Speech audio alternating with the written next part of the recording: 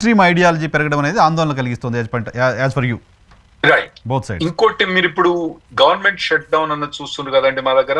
ఇప్పుడు దాదాపు 40 రోజులకి రికార్డ్ అవుతుంది అన్నట్టు. ఈ గవర్నమెంట్ షట్ డౌన్ కూడా ఒక కారణం ఏంటంటే ఫస్ట్ ట్రంప్ ఎక్స్ట్రీమిస్ట్ అని నేనంట. సరే వాళ్ళు ట్రంప్ సపోర్టర్స్ అనరేమో అది వేరే విషయం.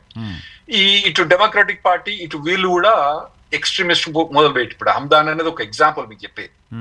అటు ట్రంప్ సపోర్టర్స్ ఎక్స్ట్రీమ్ అవుతారు, ఇటు డెమోక్రాట్స్ కూడా ఎక్స్ట్రీమ్ అయిపోతుంది. ఈ ఎక్స్ట్రీమిస్ట్ ఎప్పుడు కాంప్రమైజ్ కారు. మోడరేట్స్ ఉంటే కాంప్రమైజ్ అవుతారు. ఎక్స్ట్రీమిస్ట్ ఎప్పుడు కాంప్రమైజ్ కాదు, దేంట్లో కాంప్రమైజ్ కాదు. అయినప్పటికీ ఏమైంది, గవర్నమెంట్ షట్ డౌన్ చేసి 40 రోజులు కూర్చుంటారు. ఇప్పుడు ఎయిర్పోర్ట్ లో పోవాలంటే 4-5 గంటలు వెయిటింగ్ పీరియడ్.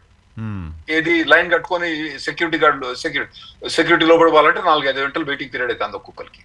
అటువంటి ఇబ్బందులు అన్ని ఎక్స్ట్రీమ్ తోటి గవర్నమెంట్ షట్ డౌన్ అయిపోయింది. చాలా డిపార్ట్మెంట్స్, లేబర్ డిపార్ట్మెంట్ బంద్ అయిపోయింది, చాలా డిపార్ట్మెంట్స్ అన్ని బంద్ చేసుకుంటున్నారు. ఏమైనా ఎమర్జెన్సీ అటువంటి రన్ అవుతున్నాయి ఇప్పుడు. సో ఇప్పుడు వీసా స్టాంపింగ్ కూడా ఏదో నిబంధనలు మార్చారు, ఇండియన్స్కి చాలా ఇబ్బంది అవుతుంది అనేది వార్తలు చూస్తున్నాం. ఏంటి వీసా స్టాంపింగ్ నిబంధనలో వచ్చిన మార్పులు ఏంటి, దాంతో వచ్చిన కష్టాలు ఏంటి, అవి తీరడానికి ఉన్న మార్గాలు ఏంటి? వీసా స్టాంపింగ్ ఇదివరకు చాలా మంది యుఎస్ లో ఉన్న వాళ్ళు మెక్సికో గానీ కెనడా పోయి కూడా స్టాంపింగ్ చేసుకొని రావచ్చండి.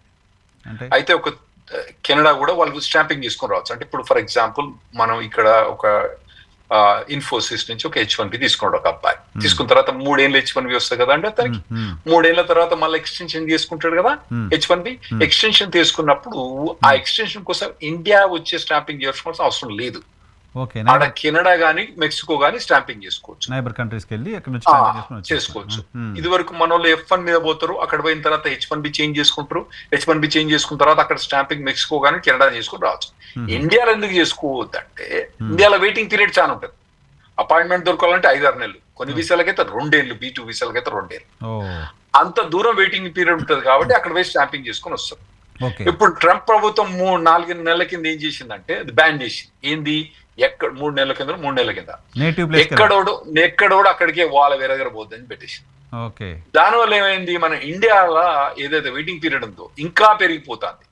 మరి తగ్గించడానికి ట్రంప్ ప్రభుత్వం ప్రయత్నించవచ్చు కదా, ప్రయత్నించారు. మనకు తెలుసు కదా యాంటీ ఇమిగ్రేషన్ కాబట్టి అతను ప్రయత్నించారు. సో అది ఇండియన్స్కి ఇక్కడ టైం ఎక్కువ టేకింగ్ ఉంటుంది, ఇండియాకు రావాల్సి ఉంటుంది, ఫిజికల్గా ట్రావెల్ చేసి ఉండాల్సి ఉంటుంది కాబట్టి. రైట్. మొదలు అపాయింట్మెంట్ తీసుకొని వస్తేనే పర్లేదు, అప్పుడప్పుడు మీరు ఏదో ఎమర్జెన్సీ మీద వచ్చేస్తారు, తండ్రి సీరియస్ ఉంటాడు వచ్చేస్తారు. వచ్చిన తర్వాత మళ్ళీ వెనక పోవాలంటే 4-5 నెలలు మీకు అపాయింట్మెంట్ దొరకలేదు అనుకోండి, అక్కడ జాబ్ ఉంటుందా, మీకు జాబ్ ఉడిచిపోతుంది. సో తర్వాత ట్రంప్ ట్రంప్ మెడకు చుట్టుకోబోతున్నాయి, కోర్టులో కేసు ఉంది. ఈ టారిఫ్లకు సంబంధించి కనుక కోర్టు ట్రంప్కు వ్యతిరేకంగా డెసిషన్ తీసుకుంటే చాలా ప్రమాదం. ఈ వార్తలు చూస్తున్నాం. ఏంటి ట్రంప్ టారిఫ్ల పైన కోర్టు మూడేంటి, ఆ టారిఫ్ నిలబడే పరిస్థితి ఉంటుందా, ఉండదా, ఏంటి అసలు ఏం జరుగుతుంది? ఇప్పుడు టారిఫ్స్ అనేది మా దగ్గర ఏంటంటే అది పార్లమెంట్ పాస్ చేయాల్సిన ప్రొవిజన్. అది పార్లమెంట్ ప్రెసిడెన్షియల్ కాదు. కాకపోతే ఇతను ఎమర్జెన్సీ పవర్స్ అని యూజ్ చేసుకొని ఇతను ఏం చేసిండు, ఓకే ఇండియా మీద 50% టారిఫ్, దీని మీద చైనా మీద 100% టారిఫ్, ఇష్టం అన్నట్టు. మీకు తెలుసు ఈ మధ్య న్యూస్ ఉంటే ఇది అదే అని టారిఫ్ పాస్ చేసి ఆల్రెడీ కొన్ని కంట్రీస్ కు మనకు ఆల్రెడీ టారిఫ్స్ కొన్ని ఇంప్లిమెంట్ అయ్యి వీళ్ళు కలెక్ట్ చేసుకుంటా డబ్బులు గవర్నమెంట్ కలెక్ట్ చేసుకుంటూ వచ్చింది. దాదాపుగా $500 బిలియన్ ఏదో కలెక్ట్ చేసింది.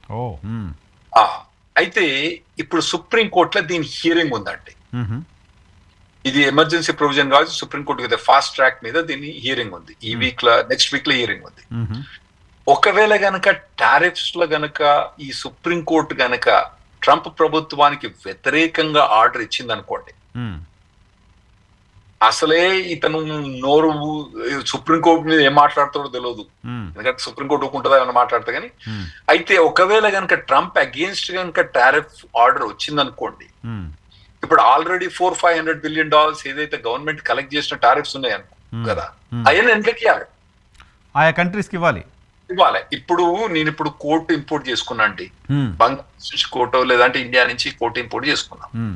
ఇంపోర్ట్ చేసుకున్నప్పుడు దీని మీద 100% 50% టారిఫ్ ఉన్నాడు. నేను టారిఫ్ కట్టినా, తీసుకున్న తర్వాత ఇప్పుడు సుప్రీంకోర్టు ఏమంటది, ఈ టారిఫ్స్ మొత్తం ఇల్లీగల్ అంటే, అరే నాయన నా డబ్బులు నాకు ఇచ్చేయి, నేను కట్టినా కదా డబ్బులు, ఇవ్వాల్సి వస్తుంది.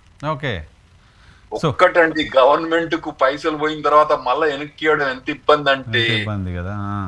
ఇంకోటి, ఇప్పుడు ఈ బట్టనేమో ఇండియా నుంచి ఇంపోర్ట్ చేసుకున్నాం. Hmm. ఈ కప్పు ఏదైతే ఉందో అమెరికా నుంచి వేరేకి ఎక్స్పోర్ట్ చేసినాం.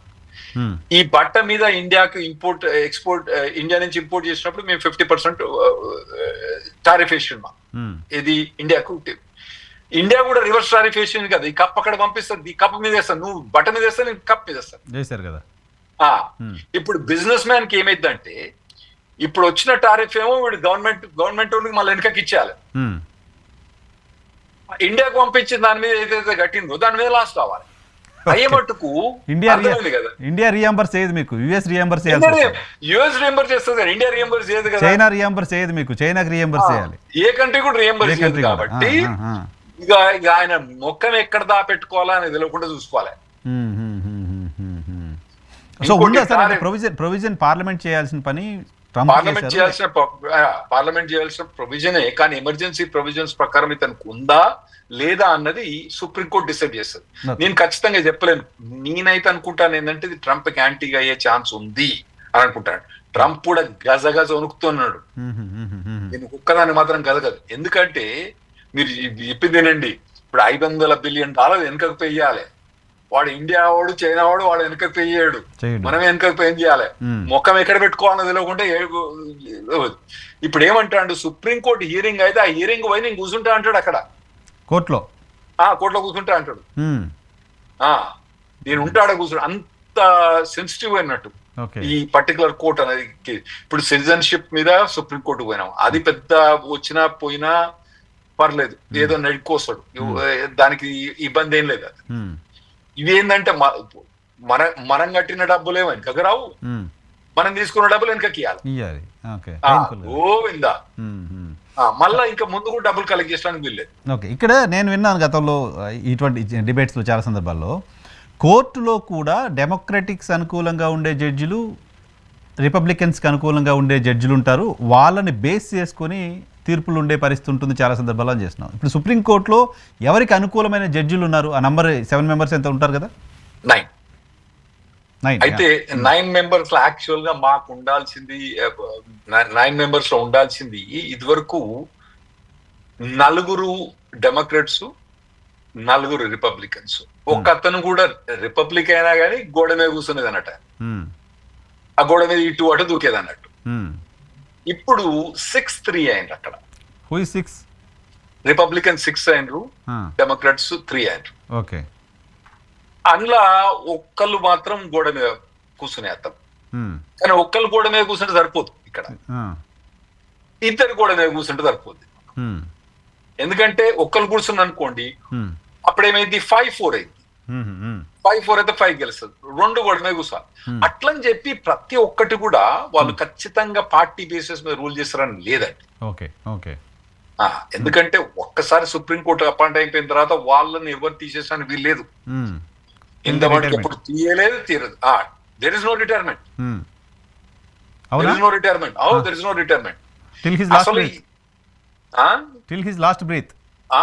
అసలు మాకు ఈ 6-3 అయ్యటానికి కారణం ఏంటంటే జస్టిస్ గిన్స్బర్గ్ అని ఉంది. ఆ తల్లిని మేము మొత్తుకున్నాం, నా అమ్మ నువ్వు రిటైర్ అన్నాగా చచ్చిపోను అంటే ఆమె వినకుండా ఒబామా ఉన్నప్పుడు చచ్చిపోలేదు, తర్వాత ట్రంప్ వచ్చినప్పుడు చచ్చింది. సో అంటే అట్లా సుప్రీంకోర్టులో కూడా ఆమె పుస్తకం, ఆమె 92 years వచ్చినాయి, క్యాన్సర్ వచ్చింది, పోతుందని మాకు తెలుసు. రిజైన్ చేయొచ్చు కదా, ట్రంప్ మన ఒబామా ఉన్నప్పుడు రిజైన్ చేయొచ్చేలే. ఆమె నేను ఐరన్ పర్సన్ అనుకుని పోయిందా, ఏది ట్రంప్ వచ్చినప్పుడు పోయింది కదా. ట్రంప్ రిక్రూట్ చేసుకున్నాడు ట్రంప్ రిక్రూట్ చేసుకున్నాడు. సో అట్లా 6-3 అట్లా అని చెప్పి వాళ్ళు ఖచ్చితంగా అటు రూల్ చేస్తారని గ్యారంటీ ఏం లేదండి. ఇండిపెండెంట్ గానే బిహేవ్ చేస్తారు. కానీ వాళ్ళు వాళ్ళని చూజ్ చేసుకుంటప్పుడు వీళ్ళు వాళ్ళు ఈ రిపబ్లికన్ అనే ఉండదు, వీళ్ళు కన్జర్వేటివ్ సైడ్ ఉంటారా, లిబరల్ సైడ్ ఉంటారా అని చూజ్ చేసుకుంటున్నట్టు.